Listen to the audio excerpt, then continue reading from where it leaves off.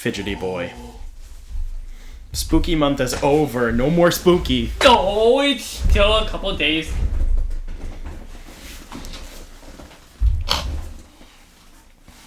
The light is off, and we have a candle on, and it's dark, and...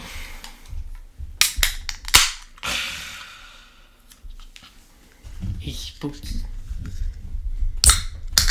Yeah, aluminum cans are really spooky. We're doing the thing that gets all the teenagers killed. And we're drinking, and we're doing drugs, and we're having the sex. I was about to say, we're not having sex yet. Ugh, and you tell me your wife listens to this. She does. You're gay. Welcome back to Dime Gaming Bros. This is the month of October.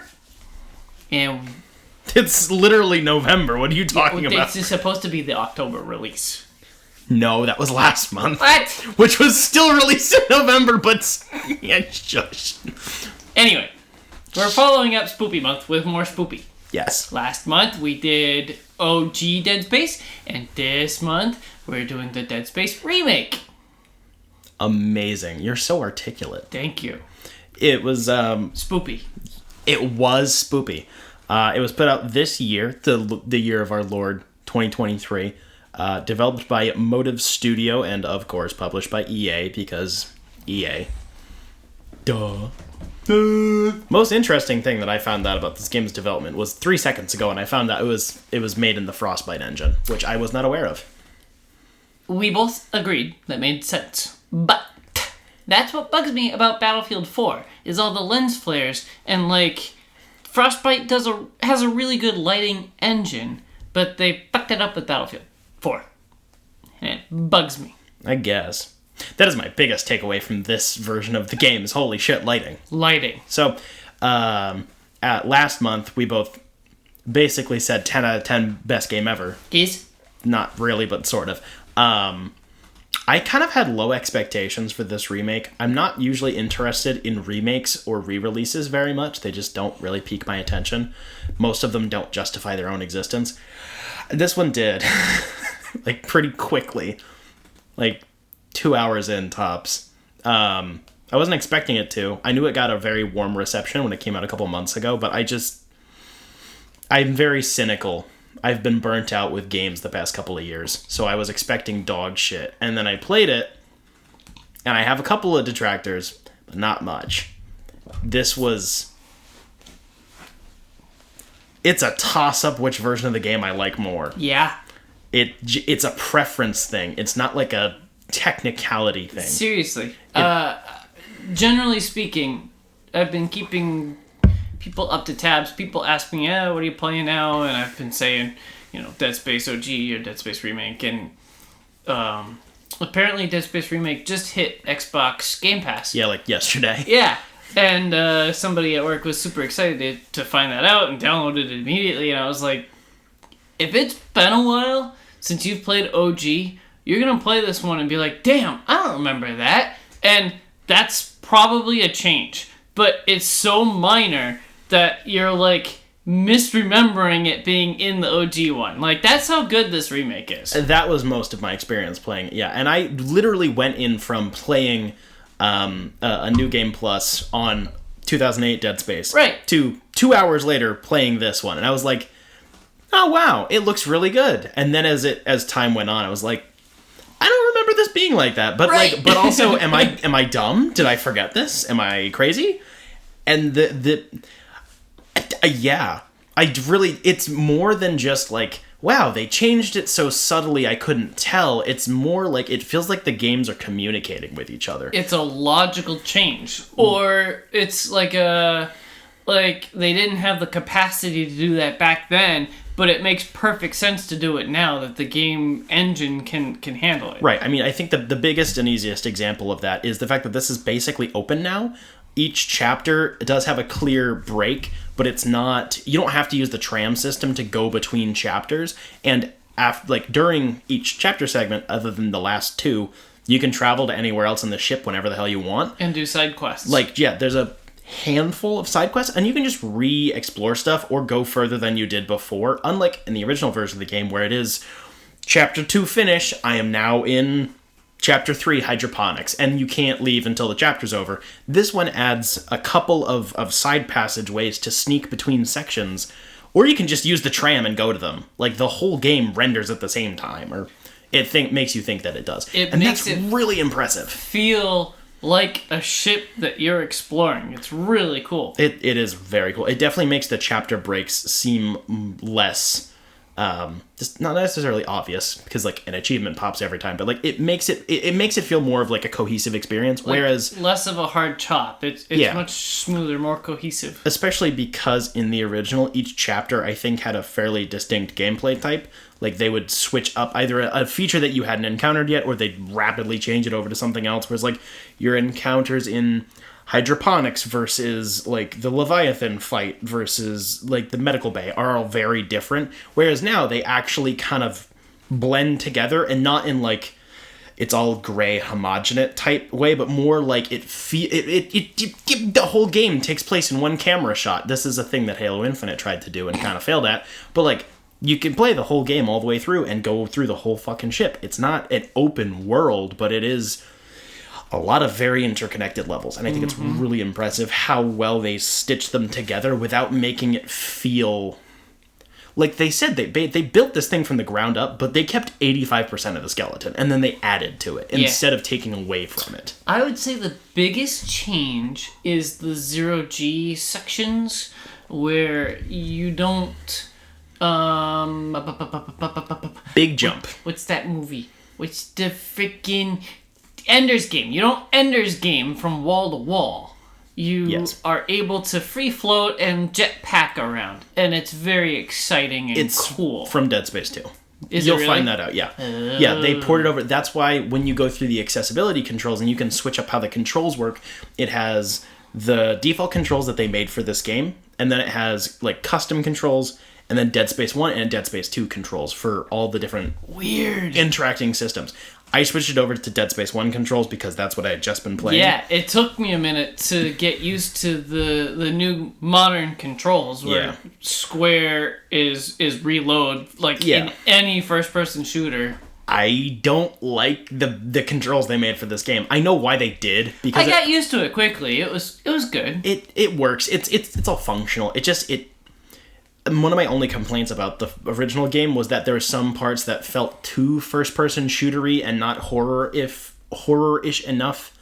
Like, it just kind of, not shooting galleries exactly, but it felt like it was more optimized for you to be shooting things than to be scared. Like the fact that you have a reload button without going into the menus, which they didn't remove in any version of this game, but like, it encourages you subtly to shoot things because you can reload while you're running, like stuff like that, where it doesn't require you to stop, open up the HUD, go into your menu, you know, like to get a stasis refill or whatever, or oxygen or whatever. Like little things like that they didn't change any of that in the remake, but I think that that's more what the quote unquote new controls are like aiming for, and I just didn't like it right out the gate. I just switched it back to the old ones. Because it makes it feel more of like a unique experience. I don't understand what you're saying. Because they had a reload button in the OG. Yes, but like, wow, left stick press in is sprint. Wow, how original. Like, it feels generic. It functions, obviously, it plays like shooter controls, but like, I like that. I used to hate this, but now I like when games have their own control systems. I think what you're saying is kind of the brainworm that I had from the OG Dead Space, where it's like I felt like I was gripping my controller in like a claw motion. Like, yes, I definitely held onto it differently, and that subtly added to the tension just because I was clutching it differently. There you go. You nailed it. But I like the unique control system, not because it's clunky by necessity, but because it feels more strategic to use the control. It's not muscle memory. Right. Whereas this is like you're in a new scenario, for Isaac anyways. You're in a very crazy, whacked out, what the fuck's going on? It's like, I don't remember how everything works. How am I supposed to do this thing that I've never done before? Like, it makes you think about how you're using the controls versus And muscle memory. Wow, I'm sprinting because I'm holding left stick forward and pressing in. in OG Dead Space, there were plenty of times where I would do the wrong key. Exactly. Thinking of modern controls and then pull up a freaking chair in the air and be like, ah, fuck! No! Reload! I'm gonna die! Yes. And I just prefer that type of an experience in general, but especially with horror games. I just think it works better. So I switched it over maybe an hour in to just regular Dead Space 1 controls. But yeah, the 0G sections were completely reworked to have Dead Space 2 controls and free floating and stuff. I found that Remake held your hand in the story much more. I was kind of bothered right off the bat. As soon as you get off of that ship in the intro, there's a file that you can pick up, and it hands you the entirety of the story of what this game is gonna be. The Church of Unitology, and Isaac is batshit crazy, and his mom was batshit crazy, and his doctor's actually his girlfriend. Like, it gives you everything in the opening minutes, and OG Dead Space did not give that to you. As I experienced OG Dead Space, I was like, what is this cult shit? Like, where did this come from? This is crazy, this is cool. But it comes in at like chapter 7 or 8 of 12. Whereas the remake, it was like, oh, by the way, here's all this batshit crazy shit. So you front-loaded me with that knowledge, and I went in expecting it, and I understand why that's frustrating, but I think it's more so just the story took a different approach in general, more so than it tries to, I don't know. There's so many very small changes to the story. Well, like, the overview is the same. It rewards you for paying attention to all the files and all the things. It does, but I also think, despite the fact that that's my preferential way to experience, like, game stories, like, the stupid, you gotta read all the codex files to figure out what the fuck's going on, like, that's my shit. I kind of understand why Remake took the way that it did, because a lot of the characters that you meet in the campaign are pretty drastically reworked, not in their motivations, but in the way that they act. Like, the cutscenes and the dialogue is very drastically reworked to make them, mostly, at least attempting to, make them more rounded characters. They're not just, like, a stereotype of, like, well, here's the crazy doctor guy. And it's like, I like the mystery, but in retrospect, it does kind of feel like the original Dead Space was doing it more so out of an obligation to add something in. Like, I think it was more shock value in the OG. Kind of. Whereas, like, you're going on a boat, you kind of expect aliens, but actually, the humans is the monsters because they made this crazy cult. Yes. I think I know, I'm going to do the thing. Yeah? The easy comparison. In Halo. Yeah. I think it's easier to compare it, say, with, like, Halo CE versus, like, Halo 3's ways of telling you about the story going on. CE was way more gameplay focused. Yep. And the story wasn't necessarily an afterthought, but it was very... Background. Background. And when it comes to a horror game like Dead Space, you can get a lot of horror out of just not knowing what the fuck's going on. But I think if you just kind of contrast it, like now, if I play through Halo CE 2 and 3, I, like, mentally project my image backwards. Like, the way that I view Halo CE is more through the lens of the newer games, if that makes any semblance of sense. Like, it feels more like, playing Dead Space Remake, it feels more like, oh, that's what was going on. It wasn't that I wasn't catching on to. It's that the game didn't have it in it. Like, the game was forcing you to kind of make up the story as you went. Right. Not because it was lazy or anything. It's just, it was a lot more focused on the gameplay and the internal, like, gameplay mechanisms rather than making a coherent story. And now, the story is a lot less subtle, obviously, but the vast majority of the changes feel kind of warranted. Like, it's not... I don't feel comfortable comparing them, is my like... They feel like different ways of telling stories. It's just very strange. No, it is definitely strange. It felt like they gave you too much too soon. is what I'm saying. Because OG Dead Space, you have the DNA symbol or whatever, the icon, the marker, idol, the marker, whatever, all over the place. And you're like, the frig is that? People went cuckoo here. Yeah. But it turned out they were already cuckoo. I don't know. I like both. And it's weird because I didn't think I would. I thought I was going to be like, have the same reaction. Be like, wow, this just kind of showed me everything I was thinking anyways. And it's like, there's a couple of spots where it does just like kind of beat you over the head with what's going on. Yeah. But some of it works better that way. Because there's a lot of it that it doesn't even address. Like in the original game, I don't know if, because I haven't played Dead Space 2 or 3 all the way through. There's a lot of backstory that's given in Remake that I don't know if it's original to Remake or it's information that comes in later. And like, I respect that as wanting to kind of push that stuff backwards. For a fact, like Isaac's family's backstory. I don't think that's in the original game at all. I know for a fact there's an audio log in Remake that comes directly from the Dead Space 2 intro. Yeah, I can believe it. It's another recording of Nicole, and it's legit the intro to Dead Space 2. That makes sense. And everybody's like, ooh, are we gonna get Dead Space 2 Remake? Go. It feels like it bridges the transition between the two games a lot better.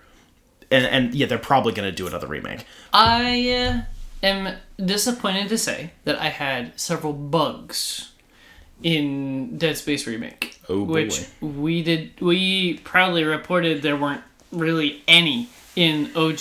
It's like a perfect, unbreakable game. The speed run of it is boring. And it takes like 3 hours to do. Because it's unbreakable. Yeah.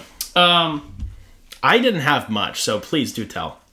I had enemies that had weird or buggy path tracing, especially the little scorpion bastards in 0G.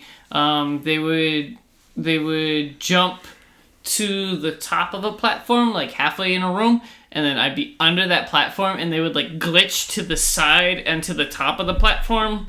A couple of weird things like that. I had just the basic freaking army guys with the claws above their heads that make the classic hands out monster walk. I had a couple of times where they couldn't walk around something and I would just shoot their heads off. A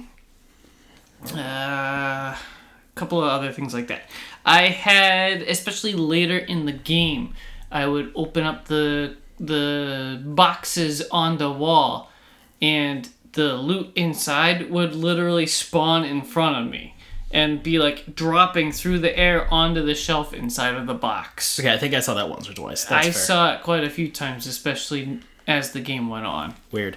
I think, not to excuse it, but I think the first two things, that sounds like it's because the geometry was more intricate in Remake than in the original. True. Which was my concern after, like, I had bumped into like a gameplay video before I had played it, and I was like, it kind of looks like they just like they added like a butt ton of texture mapping, where it's like it's supposed to give you the impression of like depth and there's a hole here, when in reality after playing it, no, you can like shoot through grates. Like there's the geometry is stupidly intricate. Yeah, this is not Halo 2 Remake. No, it feels a lot more like if for that sort of a bug, it actually seems more like the AI, the enemy programming doesn't know how to adapt to all of the geometry that they put in place. Yeah. That's interesting, I think. I would say 3 or 4 times, no, probably more than 4 times, I had a sound bug, especially like a low life, the beep you get from having very low life. I would heal up and it would still keep beeping. I would have to save quit and log back in or load in to get rid of that low life sound. Yeah, I definitely had a couple of sound bugs too. Weird. The only bug I encountered the whole time was, I think in chapter 2 or so, I went into an area that I had already been before. Not like I backtracked to a different section of the ship, but more like into a room I had previously been. Mm-hmm. And when I went through the door, like all the geometry disappeared. Like your classic video game bug. Wow. Like I turned on my flashlight and then I look forward and there's nothing. And I I could move forward and I'd bump into where the geometry should be, but nothing loaded in. And it was really weird. And I just had to save and quit, and it fixed itself. Yeah. It was kind of funny more than anything else. And I was didn't like, have that. that's like the classic like video game bug, where it's like, The only other thing I had was like, especially in elevators, I'd be aiming at the door, waiting for the monster to be like, wah! As soon as the elevator door opens, and my flashlight would kind of wig out. But just yeah, these are such minor complaints. it's like a polish thing. Yeah, it's a smear in the polish. The rest of it is just gorgeous. So that kind of leads me to my biggest positive for this game. And outside of gameplay in and of itself, this game's actually fucking scary. Like, a lot. So I'm a chicken. This is known. Mm-hmm. Dead Space, the original, gets me because a lot of it's conceptual horror. It's got its Lovecraftian shit going on. It's like, but what if cults were bad? And also, it's gross. But because it's an old enough game, it can't generate, like, no light. Like, it has to, there's always a level of light going on in a room. And then in the vast majority of Dead Space Remake, shit's just black. Dark. Like, you Can't have see. You have to use the flashlight. and it sounds dumb, but like it genuinely makes the experience a fuck ton scarier, even if I think some of the enemy AI is a little bit worse than it used to be, or the behaviors are changed in a way that I don't necessarily like. It actually made me jump a lot. Yep. Like, I blew through the game in like 5 sessions or whatever, but like I was shitting myself the whole time. Whereas in the original, it's more like I don't know. It feels like the gamma was always kind of turned up in the settings. You know, like when you set your adjustable... You can see that it's dark, but you can still see in the dark. Right, you're like, it's supposed to be dark. Where, like Halo 3 ODST... Oh my gosh. Rain doesn't exist. There is no rain in that game. But when you think about the game, you probably think of rain. It's because it's the way that they did, filter. like... Yeah, there's a filter and there's, like, skyboxes and whatever, but there's no actual rain in the game. In original Dead Space, it's like, wow, this is dark. In Dead Space Remake, it's like, I have to slowly walk forward aiming at things because I can't see anything. Like, you can run into a room and only, like, view it by your illuminated, like, life bar. Horrible idea. Even if you think you know what the room looks like, it's a bad idea. And that makes a lot of, like, it's jump scares, but they're good. It's like, boom, lights turn on, and there's shit everywhere. Like, what? This reminds me of a change that I really like. They have switchboards now for power, and you can choose, do you want the lights to stay on or the air to stay on, but you definitely need to power on the elevator. You only get 2. Yeah. So it's like, do you want to suffocate or do you want to use your flashlight as you run? And it's cool that they give you choices like a Saw movie. That's true. I think it's weird because it feels like one of the most, I don't remember this, type changes. It's not like it's this is a very modern, complicated system of gameplay mechanics. It's like, this is pretty basic shit. Like, yeah. But it works really well because it also adds to the tension. It also gives you a little bit of an illusion of choice where it's like, it's not in every corridor it'll give you a switchboard, right, but it's in a lot of the bigger areas that you'll come back to. So then you have to deal with the repercussions of like, oh shit, it's a vacuum in here now. And then that means, maybe you have 0G so you can fly around, which means you can pick up other collectibles you couldn't before. Or the lights are off, which means you have to walk around really slow, but you don't have to rush because there's oxygen in the room. Like, it's really simple, but it works really fucking well throughout the entire game, all the way up until the end. My proper gameplay mechanic that I really enjoyed the change to is melee actually does something now. I don't agree with you on this one.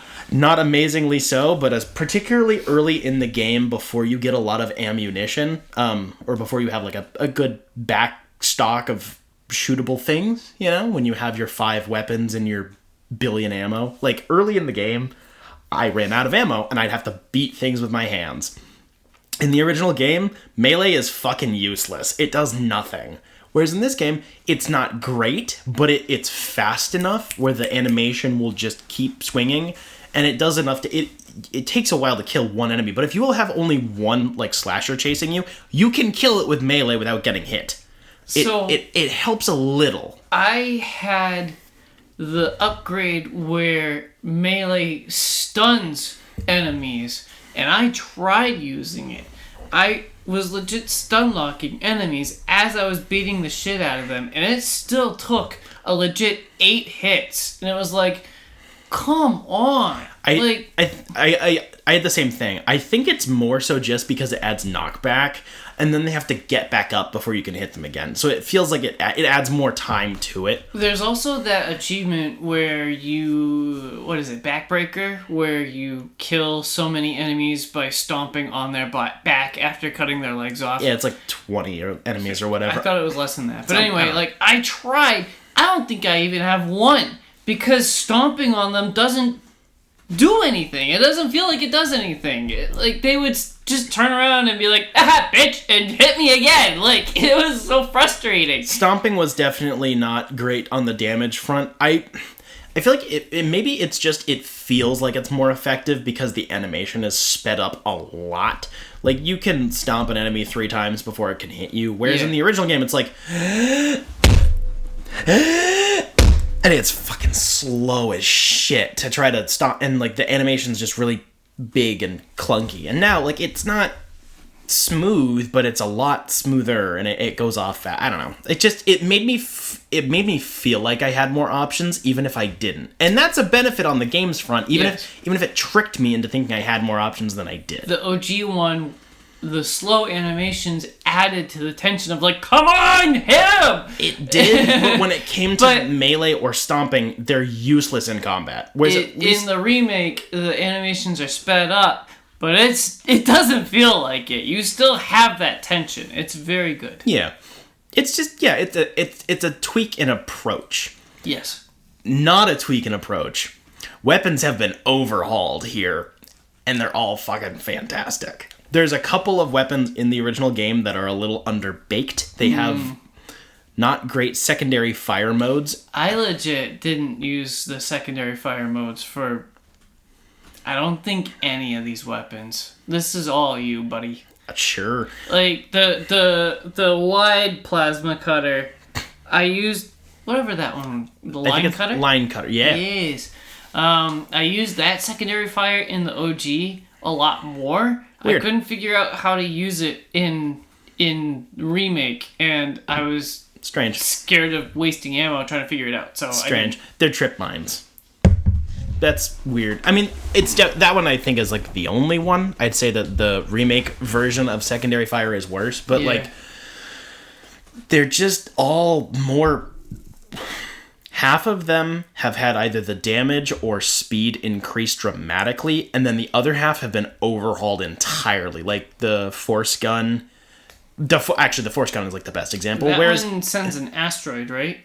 No. Or whatever. No, the Force Gun is the big shotgun thing. When you were in middle school and you went to a planetarium for a field trip, and they had it's an air cannon, and then it's a big gun with it's a bag that just poofs air at people, right.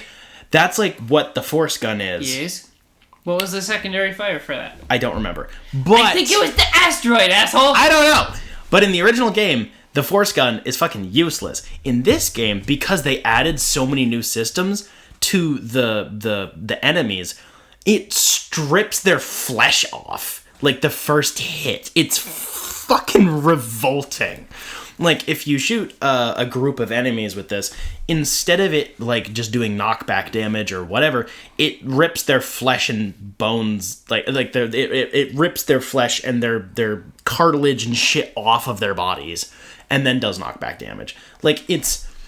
It's not necessarily more useful for gameplay, but it feels more impactful to the horror for me. Because I would use the Force Gun to beat a bunch of enemies at once if there's a big group of slashers coming at me or whatever.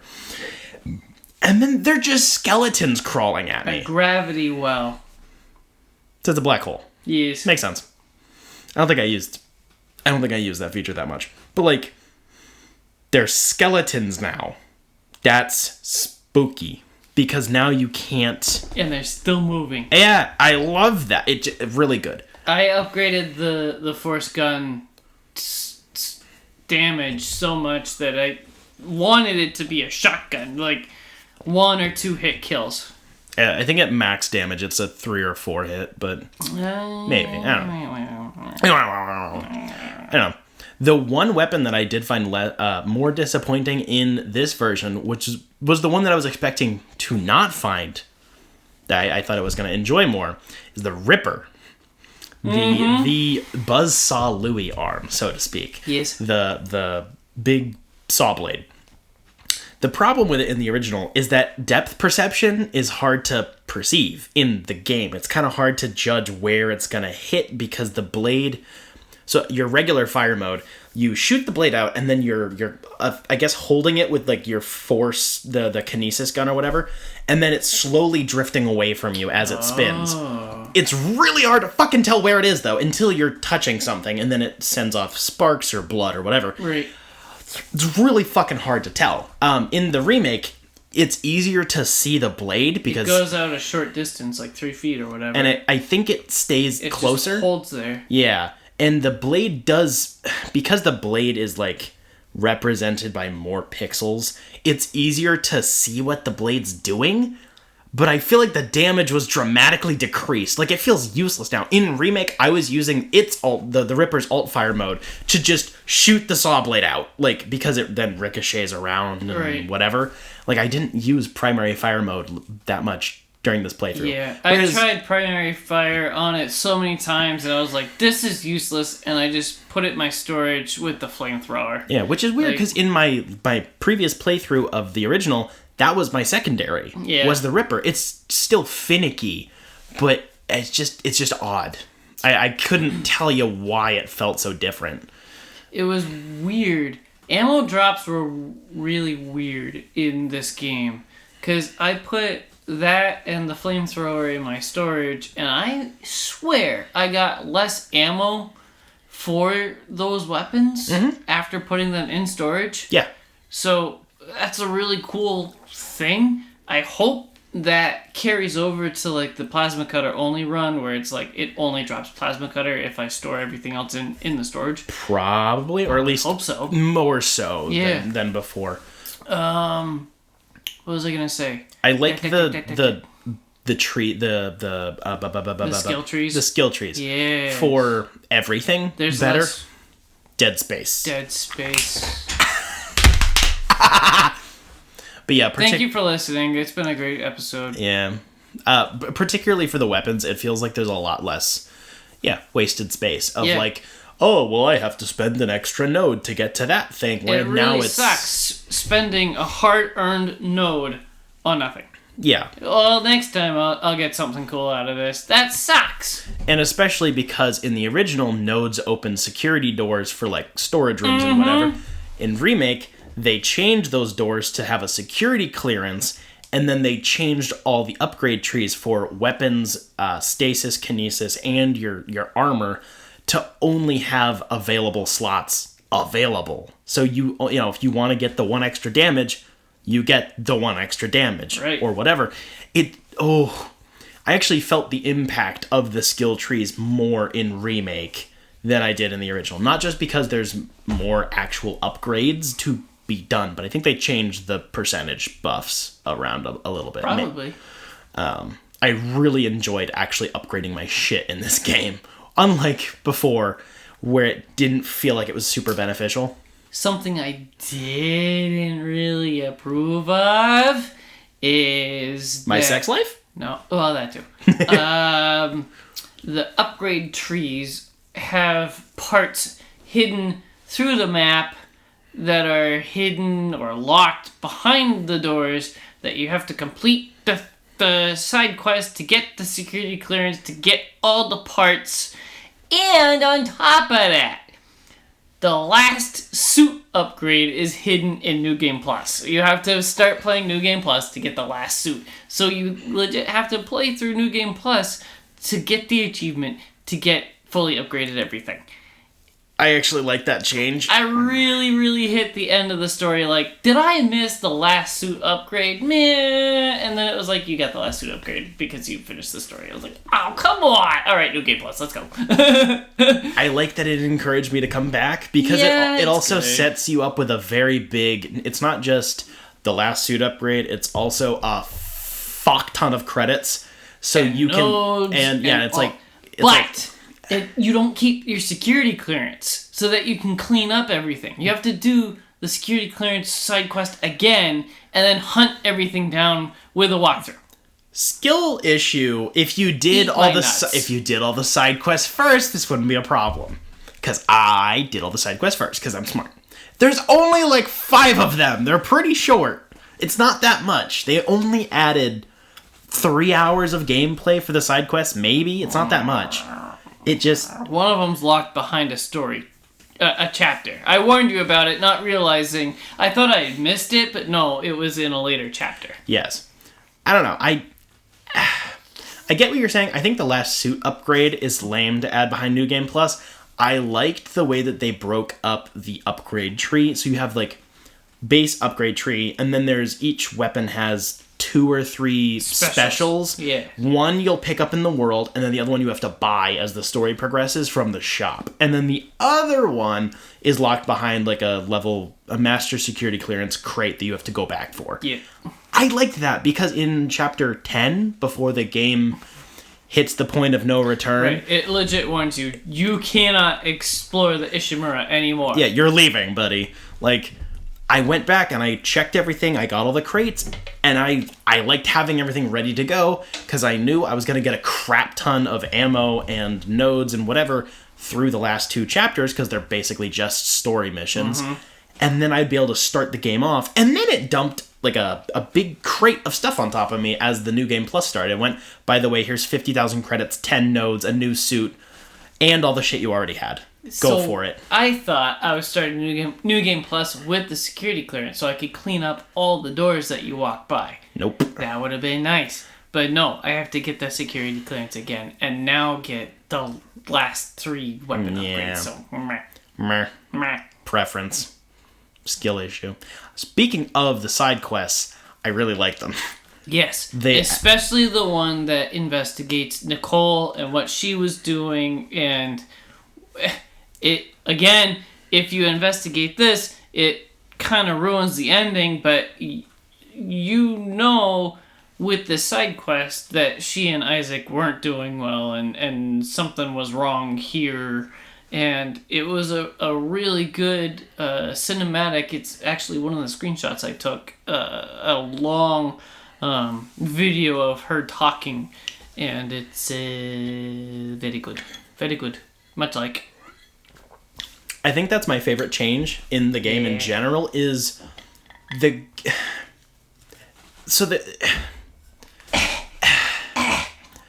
game really, if you play the side quests at the rate that the game wants you to, as you progress through story missions, it really makes you, the player, as Isaac, like, reconnect with Nicole in what she was doing before shit happens later in the game.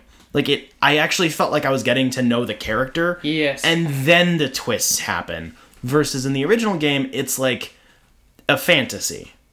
Which is kind of the point. It's supposed to be this idealistic, whoa, I bet Nicole was my favorite femboy wifey. And everything was wonderful. And, like, the game kind of tricks you into making up bullshit, basically. Whereas in this game... It focuses on Nicole through a lot of the side quests and is like, this is what she was like, this is what she was up to, here's her personality, here's how she interacted with her coworkers. Oh yeah, by the way, big twist. Like, I don't know, I really liked that. It was very engaging for me. And it ties into a fairly minor change that Nicole and Isaac are a lot older than they were in the first game, originally, which is mostly just because the voice actors have aged and they didn't want to... I guess, try to fuck around with that. Like, they just use the same voice actors from 2 and 3 who have done the work the whole time. So in Dead Space Remake, Isaac has a voice, which I was very not happy with until I was very happy with. I didn't expect to like it. I was going to say, we are 40 minutes in, and we're like, oh yeah, Isaac talks. That's like the biggest change in the game. And it doesn't freaking matter. It works well. Fine. Like, yeah, it is the voice actor from 2 and 3, which is nice. It makes it... That's cool. Yeah, but because he's older now, it makes the characters age differently. Like, it gives it a different vibe, where it's not like, oh, Nicole and Isaac, they were so young and everything went wrong, and now it's like, wow, look at these people who have had lives. Shit sucks, by the way. Like, I don't know, it gives it a different vibe, which I like. But yeah, Isaac's dialogue is mostly dialogue that's already in the game. They just give it to Isaac. Like, they make him an active participant in the story, whereas in the original game, I think the biggest complaint from, like, the general public was that Isaac feels like a puppet, where it's like, go on this fetch quest. Go on this fetch quest. OG BioShock. Go on this fetch quest. Could you kindly? Yeah, like, go do this thing. Go do this thing. Go do this thing. And he never argues. He doesn't backtalk. Just spins on a dime. Okay, yeah, I go do the thing. Literally the whole original game, he's just, like, doing shit for people because they tell him to do it. And in this game, it's like, he comes up with half of these ideas himself, and the other half, he argues relentlessly. Why the fuck don't we just release the asteroid with a beeper on it? Yeah, like, it's impressive, I think, that they didn't have to add much to the game to make him an actual character. Mm-hmm. Usually I do prefer, like, I like the silent protagonist self-insert thing. I like that in a lot of my games. But in Remake, he is very... I'm going to do this thing because you said that I shouldn't do the thing, but I think it's better. Fuck you. And it makes him just feel like a person and an active participant in the story instead of like a pizza delivery boy. Yep. You know? Wicked cool. Is it worth $70? Dude, this is so worth $70. This is... I have my gripes, but like this is one of the best games I've played in the past couple of years. Yeah. And there's been good games the past few years. Even this season of this show, I've played a few very good games. Like Jedi Fallen Order, Control, really good. This is probably the top of the list. Dang. It's neck and neck with the original. It seriously is like, well, I kind of prefer this change, but I also prefer this other change. I honestly kind of think that we should have given it a month just to be able to savor it better. Maybe. It's so close. Yeah. It's impressive. Ugh. Man, I wanted to go in and be like, yeah, everyone's claiming that this thing is great, and actually, I think it's dumb. Because, I mean, even that was my initial thought. I'm like, oh, Isaac has a voice now. This is stupid. And then the game went on. I'm like, I love this. Fuck. I can't have a contrarian opinion about this. It's really good. It's well polished. It's coherent. It adds a lot of stuff to the story. It's extremely high effort. And it understands the horror of the original game well. It doesn't undercut it by turning it into an action game, which is what I was worried about because of the sped up gameplay. I thought it was going to turn more into a shooter game. And it's actually scarier than the original, just because of technological changes. The Leviathan has big tentacles.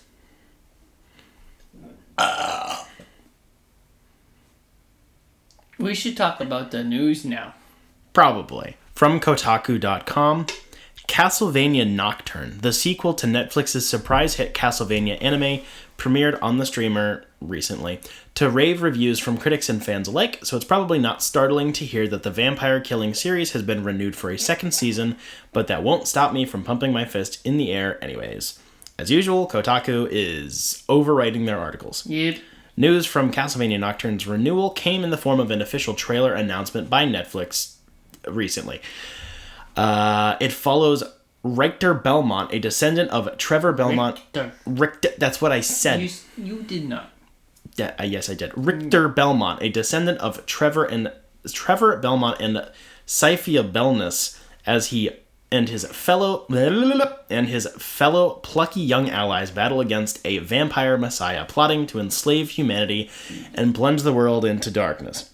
Be warned, the Season 2 trailer, which is predominantly storyboards and concept art, contains spoilers for the final episode of Castlevania Nocturne, Season 1.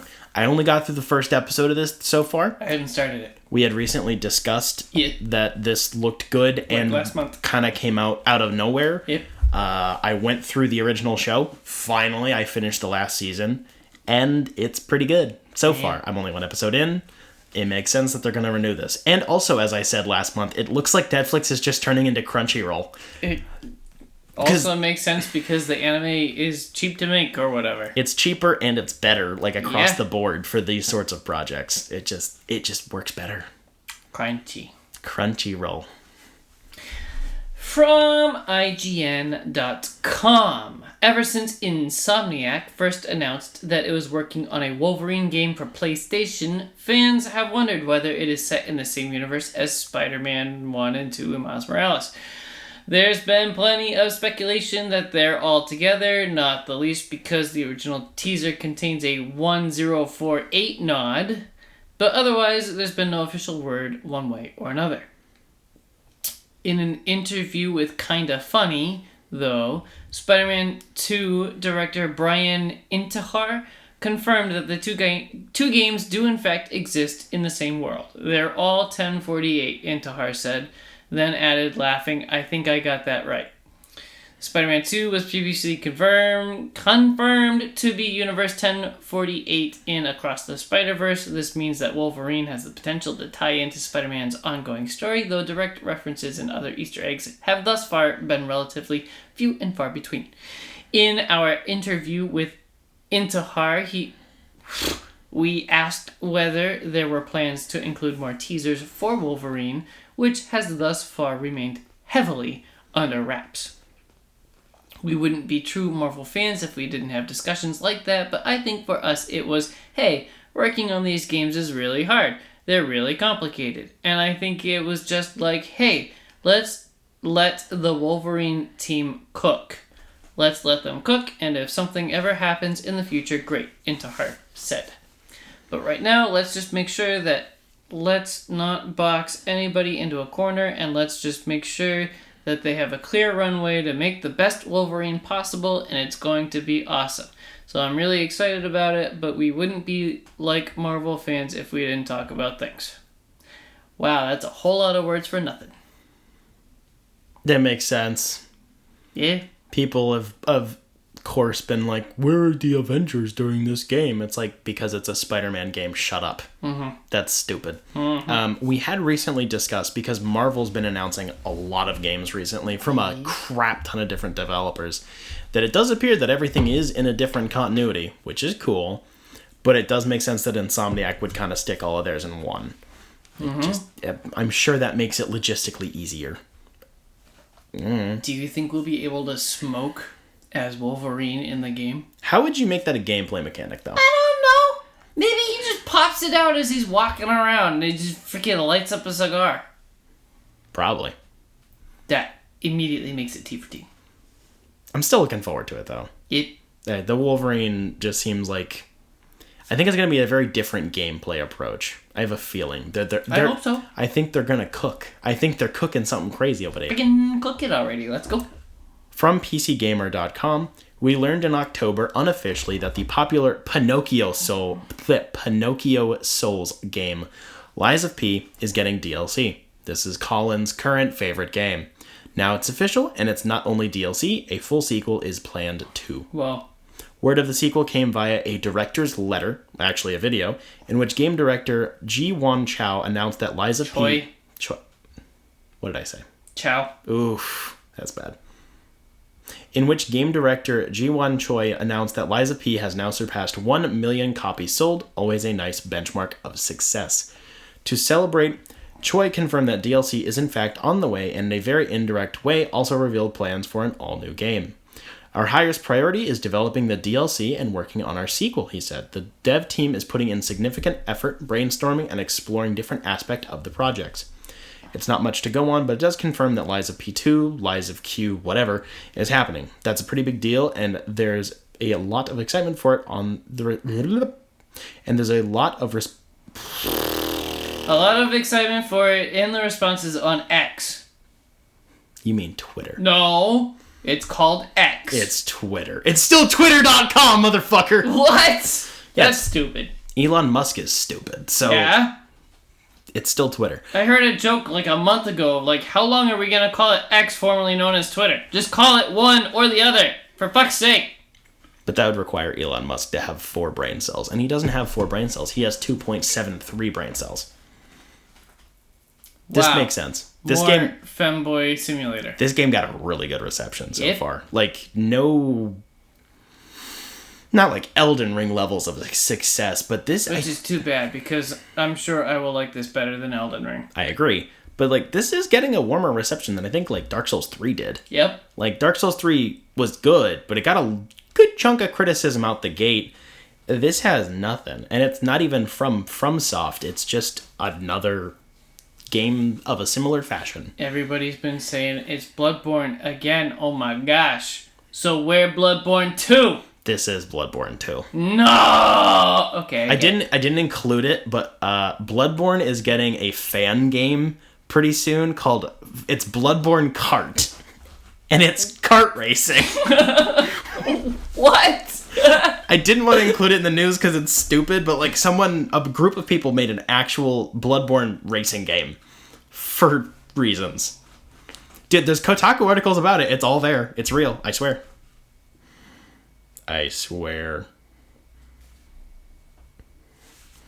Believe me. I do believe you, but I want to know more. Mm-hmm. Exclusive from comicbook.com, Gears of War creator Cliff Bleszinski feels strongly about director Zack Snyder helming the adaptation of the Xbox shooter. In the late 2000s, as video games really entered a new era thanks to significant evolutions in storytelling and graphical fidelity, Hollywood became increasingly interested in adapting all of the big franchises. Uncharted, Halo, Gears of War, and many others all had films in development, but many of them died out for various reasons. Now, over a decade later, Hollywood is circling back to a lot of those projects and trying to make them happen now that there's more of an appetite for video game adaptations. Earlier this year, Zack Snyder noted that Gears of War was brought up within his circle as a potential project for him to adapt, and Netflix is currently developing a film based on the game. Since then, fans have been speculating if Snyder would take on the project after wrapping up his new set of films, Rebel Moon. Comicbook.com interviewed Gears of War creator Cliff Bleszinski about his new comic book Scrapper and spoke about a wide range of subjects. The game developer / comic writer noted that he thinks it's time for a Gears of War reboot and also spoke candidly about the new film. We had the chance to ask him if he's down to see Zack Snyder direct the adaptation, and turns out Bleszinski is a pretty big fan of some of Snyder's work. Holy shit, it took 3 paragraphs to get to that point! To be frank, I think Zack Snyder is an amazing director when he is working with existing IP. I think when he did, I think it was the Dawn of the Dead remake, some of his superhero movies when he did 300. As an adaptation, 300 defined as a whole genre of filmmaking, the slow-mo and the fast pans. Army of the Dead. I turned off halfway through. I thought it was terrible. That's right, I said it. But his fans are rabid as hell, and the thing is, I think he'd be a great fit for it. Funny thing, I agree.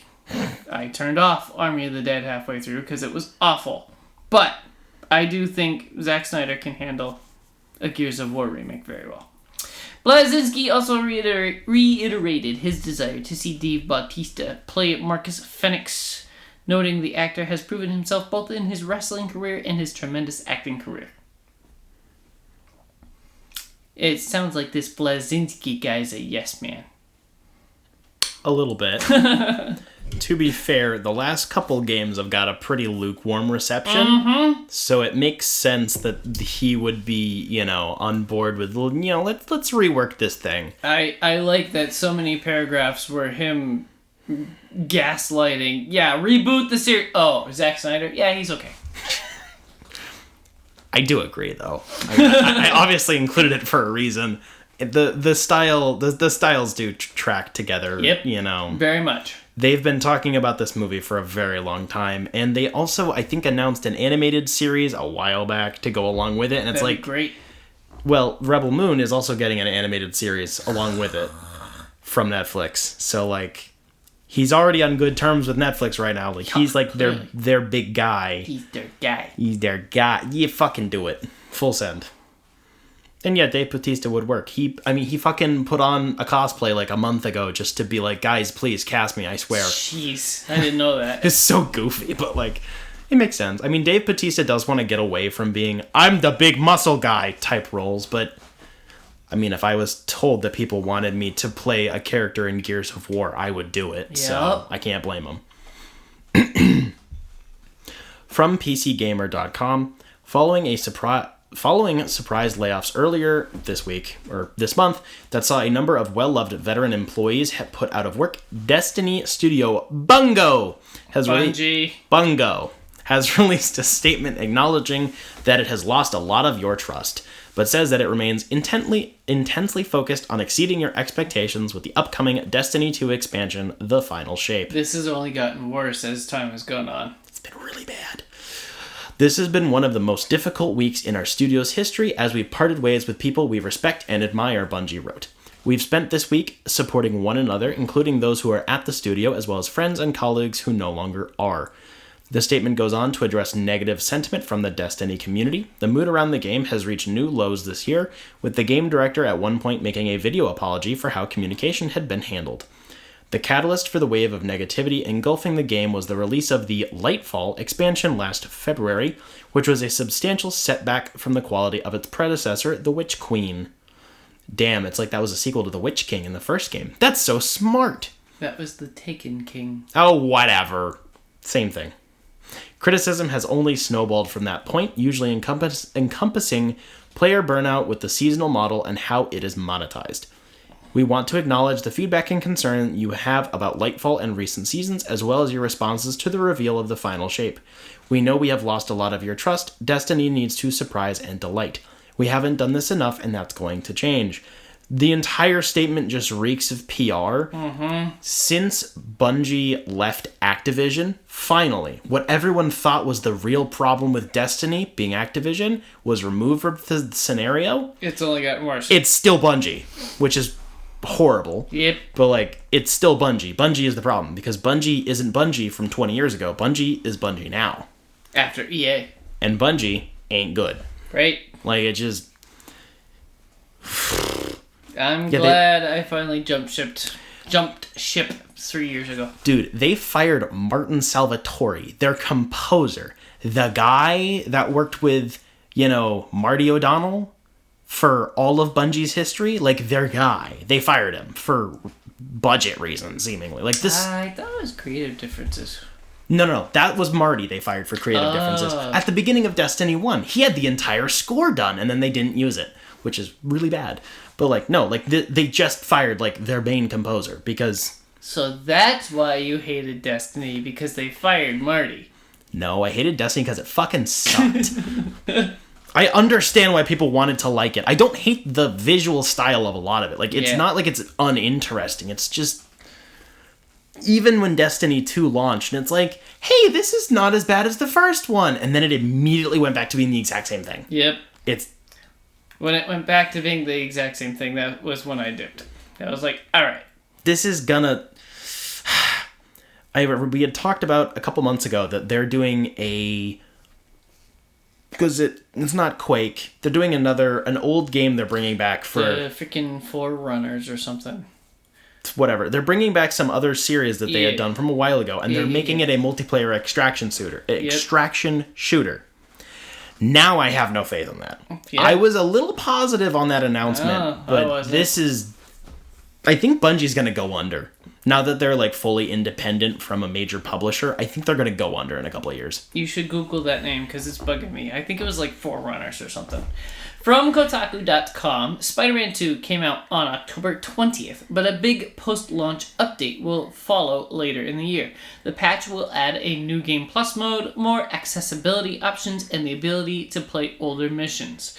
The post-launch update was indicated in review materials Sony sent for Spider-Man 2 ahead of release, and James Stevenson, Insomniac Games' director of marketing, told fans on social media that they should expect the New Game Plus mode sometime before the end of 2023. Marathon. Thank you. Beating the PlayStation 5 exclusive currently unlocks an ultimate difficulty setting available to players when they start a new playthrough.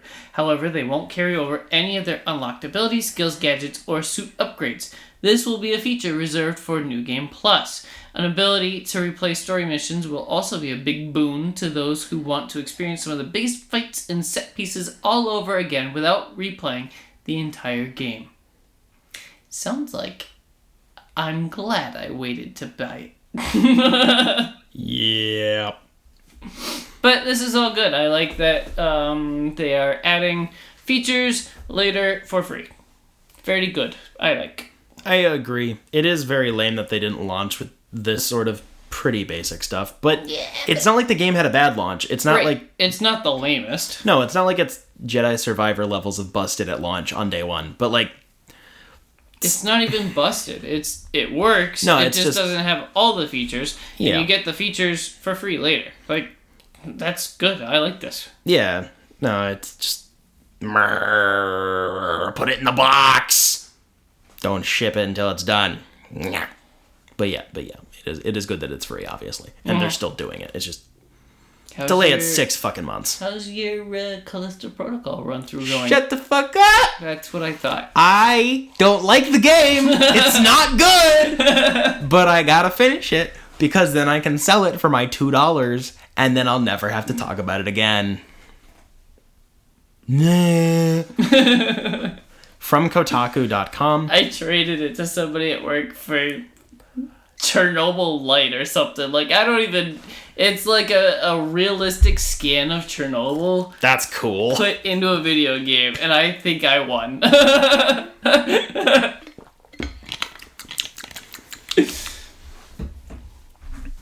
From Kotaku.com, the video game industry just got a lot smaller.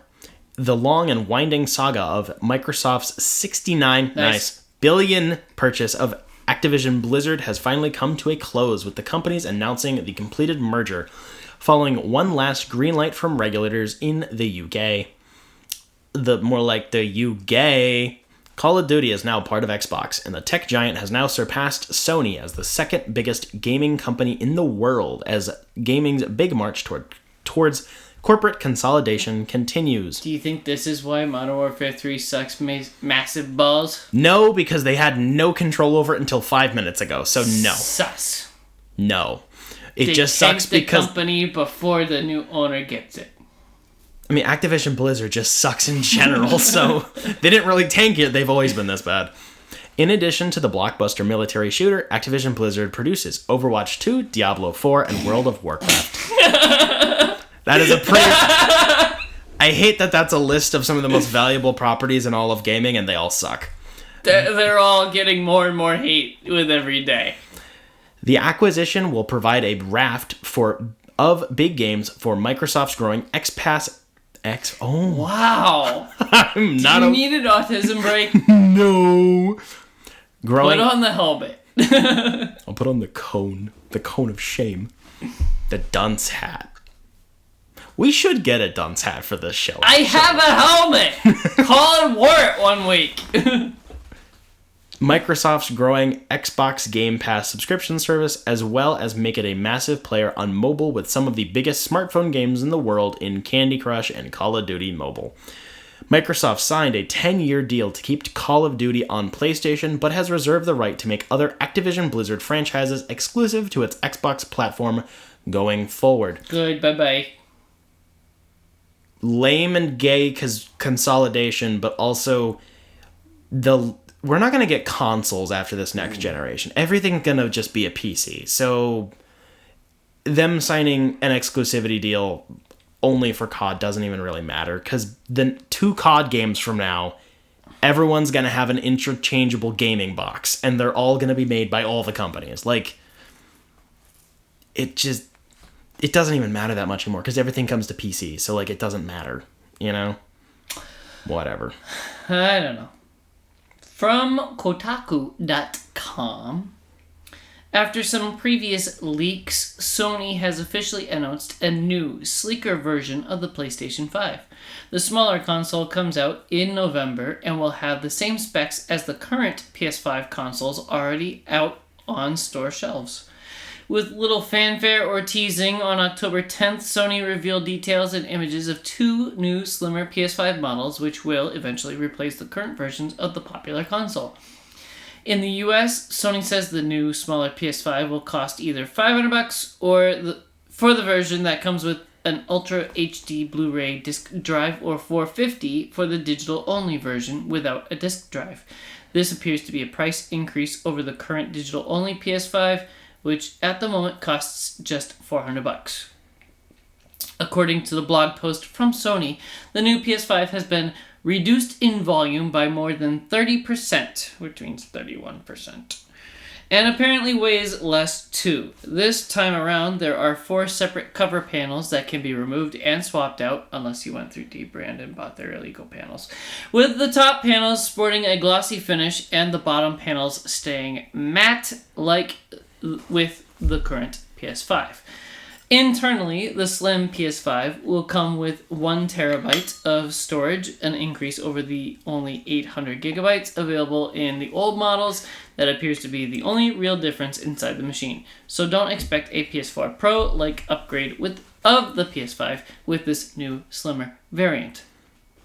Noted in the blog post, Sony says this new version of the PS5 will become the only model available once inventory of the current PS5 model has sold out, which apparently isn't going to be very long because there hasn't been much of an inventory anyway. I had a lot to add to that article. Wow, nobody cares. It seems like pretty normal stuff. Yeah. This happened with the last gen, The last 2 gens. Yeah, it's true. Halfway through its life cycle, they go, yeah, we should probably make it smaller and not make it, not sell it at such a loss. Yeah. Wow. Yep. The price is still pretty rough, but that's because Sony sucks. So, that's not news. You know what is news? From GameSpot.com, the highly regarded 2022 horror movie Barbarian is getting a video game adaptation. The freak? Diversion 3 Entertainment, which worked on Friday the 13th the game and Evil Dead the game, is developing the Barbarian game alongside New Regency Pictures. It's in development for console and PC, according to the announcement from Bloody Disgusting. Those who have seen the movie might be wondering how the film might be adapted into a game, and we don't know the answer yet. But Diversion 3's Tim Hesse said the game will expand on the setting, characters, and creatures of Barbarian. Okay, this is retarded, but also the game devs have made good games before. Both Evil Dead and Friday the 13th are pretty good games. So, they're fun. They're Evolve Light. But Evolve was good, so... Yeah, but you can only milk that model of game for so long. I mean, yes. I don't think you can milk this IP for that, so I'm not sure what they're doing. It needs to be something different. It needs to be the Evil Within 3, basically, in Barbarian. What are they cooking? I don't know. What are they cooking with the incest demon baby? Evil Within 3. Or 2.5. I don't know what the fuck this is gonna be, but it just caught my attention. It's super weird.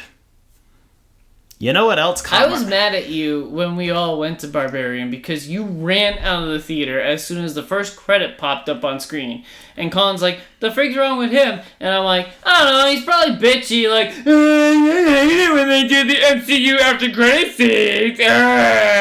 But I wanted to see the credits themselves because they're usually pretty. But no, you were just scared and you had to get out of the dark room because you were about to piss yourself. Yes. You nothing you just said was inaccurate. It's very true. I was very uncomfortable during that movie. I enjoyed it in retrospect after a year. No. Dude. No. No more. Colin and I laughed our asses off when she dooted their nose. So bad. I do admit my favorite part of that entire experience was when the first hard break happens and then we're all sitting back in our seats. The three of us are in a row. And then the screen flashes to white after a very violent kill. And we're like, what the fuck is going on? And then I look over to both of you, and, like, you're just, like, staring at the screen like, what the fuck did I just watch? It was really funny. I don't even remember that. I just remember the nose doot and laughing my ass off. No, when they go down in the first time, and then she's like, "Ree!" and then just fucking beats Pennywise's head into the wall. Just completely out of left field. And it's like, whoa, what the fuck? That's violent. And then they're like, let's open up with this douchebag rapist actor. This is funny. Look at this. Yeah, and it's like, what the hell's going on? Right. Yeah. Yeah. Super weird. Much better than Malignant. Yes. Malignant was like, what the fuck am I watching? What the fuck is that? I kind of like Malignant, but yeah, it was kind of rough. Like an hour of, this is so boring. And then, where did this come from? Demon Babyface. Yes. Yeah. You know what else has a demon babyface in it? For about 3 frames. Five Nights at Freddy's, the movie. There are 2 things in this that were scary-ish, sort of. There's one,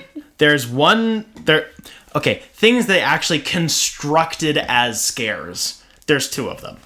The rest of the movie is just not scary at all. I think the cupcake made a jump at the camera that one time. Yes. And that was trying to be scary. When they're in the dream world, and then Mike is like, hello, child, and then the child turns around, and then, like, it's a character from the games, and it has, like, blood coming out of its eyes. That's, like, the only thing. And it's like, wow, that was supposed to be a scare. This movie was not good. Extremely forgettable. Yeah. It wasn't... It wasn't painful. It certainly tried. I guess. I can pat it on the head because it tried. I like the animatronics. A lot. Absolutely. The puppets look good. I said that multiple times during our viewing. Yeah, the puppets look good. Really freaking good. The performances from the lead and from Matthew Lillard are, like, fine, but, like, there's just nothing there. Why is he spending 5 nights there? There's no explanation. So it's weird because the reception to this has been really weird. Whereas, like, there's people doing the, like, wow, look, the fans wanted it to be so serious, but actually the kids were acting like kids. And it's like, no, actually, it's just dumb.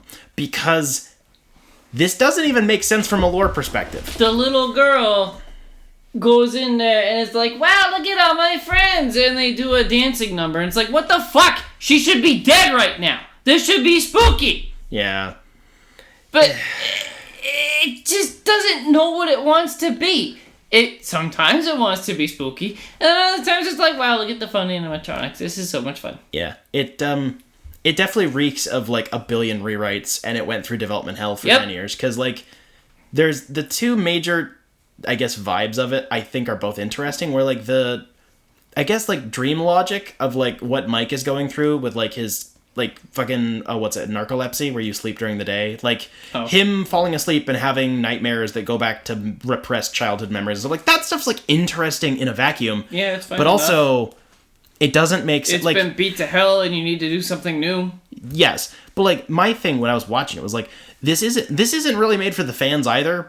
Like, the lore nuts. Because Purple Guy, William Afton, the big bad, he didn't kidnap that kid in the pizzeria, so it doesn't fucking make any sense, because why did that kid get randomly abducted in the middle of the woods? That's not what this character does at all. Like, when the big bad guy is getting murdered in the Springlock, so when they do the thing, and it's like, wow, the thing is happening, he says the line, he does the thing, and it's like, this doesn't make any sense in this context. Like, it's trying to be fan service, but it doesn't match the context, where it's like, I always come back. From what? You haven't died yet! Like, that's the thing in the games, is he dies a lot, and then constantly doesn't actually die. Whereas, in the movie, he just dies. And then they're clearly setting up sequel bait. Like, it doesn't work from, like, a casual viewing, like, I'm a normal person perspective. Which is where I'm coming from. And it doesn't work from, like, I know all the hyper-obscure lore. Neither Which is mostly where you're coming from. Yeah, neither one of them work. And that's my bigger problem. Yes. I would have been okay with either one of those 2 things. Right. But neither one of them work because, like, 85% of the movie doesn't take place in the pizzeria. And none of it's... like, they don't even address that he kidnapped kids in the pizzeria. No. Like, if you have any there's there's a shot where one animatronic has human teeth in it. Yeah. But it doesn't even evolve from that. It's just like, what the fuck is that? And it doesn't really do anything, if I remember right. Yeah, like, nothing. There's a couple of sequences of, like, basically saw traps. And, like, those don't make sense either because it's just dumb. Because, like, yes. Even from the little that you know, like, the big bad in this series, who you probably know very little about, but you know that children get abducted at the pizza place. Yes. You know that, because that's the basis of everything. Right. Nobody gets abducted at the pizza place in this thing. They show it in the credits, but they don't show it in the movie. And it's like, they even show the animatronics leaving the pizzeria, and it's like, they don't do that. Nope. That's the horror of the first couple games before they kind of went to shit, is like, you have to understand the rules that the animatronics follow because they're animatronics. They have programming. They are demon possessed, but like they still follow rules. Like that's the horror of the game is like, how does this work? How does this work? Oh shit.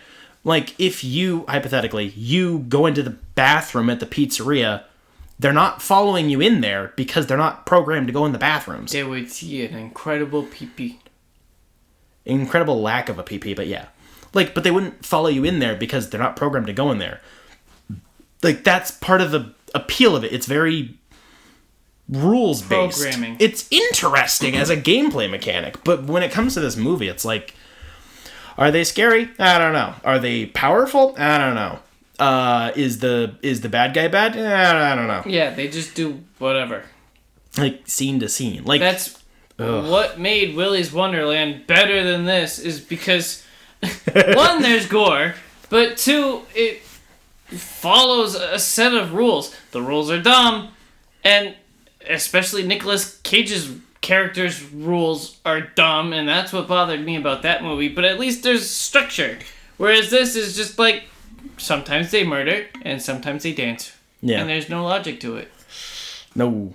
Even the handful of smaller things that I think are kind of interesting, that are like kind of original to the movie, just don't go anywhere. So they're not appealing to me at all. Like, it's just really disappointing on that front because like, it's not, maybe if all the boys got together, we got some drinks, maybe it's fun to watch as a group, maybe to shit on, but like, it's just unengaging. And that's kind of lame because I think there's enough talent on display for at least some parts of it that they could have done something with this. Like, it feels sloppy. Because, like, when the bad guy, Mr. William Afton, gets in the Golden Bonnie suit, and he's in the bad guy suit, but it kills him, This is 101 shit to the first game. You don't die when you're in the suit because randomly the machine just eats you. It's because you're a person and you don't belong in the suit. So the machinery kills you. Like, it's not an exoskeleton. Like, there's a moment he backhands Mike into a wall and it's like, whoa, he's so strong. The suits aren't fucking mechas. Right. They're just costumes, but if the animatronic, like the rig on the inside is in it, then they're kind of strong because it's like indestructible. But like, it just makes no fucking sense, like logistically. Like that's also part of the horror of the original games. Is like they're gonna put you in the suit, not because like they want to kill you, but because they think you're an animatronic that needs to go inside a costume, and then the machinery will like crush you to death. That's way more scary than like, I don't know, the big bear. Like, come on, what the fuck? You'll float too. Yeah, seriously. So fucking stupid. Yes. This is not the worst thing I've seen this year. No, not by a long shot. There's definitely much worse. Yeah. But like, what the... Yeah, I won't watch this again, though. No, I will watch Willy's Wonderland more than I'll watch this. By a little bit. Well, I know you're not going to go back to it. I forced you to watch that. Yeah, you did. I did. That movie was what I expected out of this one, honestly. Yeah. Like, maybe there'll be a cool kill or something. No, nothing. No, not really. The animatronics looked really freaking good. That's it. Yeah. I do have a pet theory that the younger sister is like heavily autistic coded because the community of Five Nights at Freddy's is heavily autistic coded. Yeah. Because that's what it is in reality. That is my pet theory, is like that was intentional. But like, it'd be the only intentional thing in this entire movie. It's like, wow, look at the fan base. You guys are all like autistic children. It's really dumb. Yep. And that's the show. It's on par with Sonic and Sonic 2. I'd rewatch one of those because it's easier to meme. I guess. That is the end of the show. Yep. That's the end of the season, too. No, we have next episode. Nope. Yes. Nope. Yes. Next episode was supposed to be the last episode of the season, Gotham Knights. And nope, then it was going to be Resident Evil. Nope. Gotham Knights was originally planned to be the first episode of next season. Well, cock your ball. No, because the one I just uploaded was episode 11. This is episode 12. Well, she it. I agree, she it. She it. This is episode 12. So that means I should have been doing Resident Evil, and I'm gonna fail. You'll be fine. I believe. No! I believe in you. You'll figure it out. But this is the end of this season. Thanks for listening. Have a good life. Bye-bye. Yeah. Tier list incoming! I'm gonna make you do it!